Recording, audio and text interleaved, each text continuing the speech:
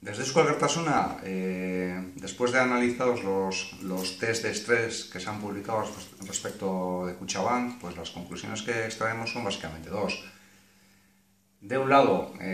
bueno, pues al final ha sido una gestión con sus luces y sus sombras, pero está claro que es una entidad económicamente potente, con una capacidad terrible para incidir en la economía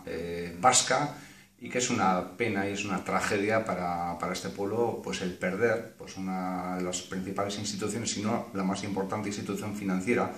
que pasa, por desgracia, bueno, de haber sido controlada desde una perspectiva pública y desde las manos públicas, pasa bueno, pues a estar en manos privadas y se pierde esa capacidad de control público de esa institución. Y esto unimos, lo enlazamos con la segunda conclusión. Y ha quedado claro que Kutxabank tiene los fondos y la capacidad necesaria para incidir en la economía real, para incidir en la economía vasca, y tiene capacidad suficiente para dar crédito a las pymes, a los comercios y a los particulares.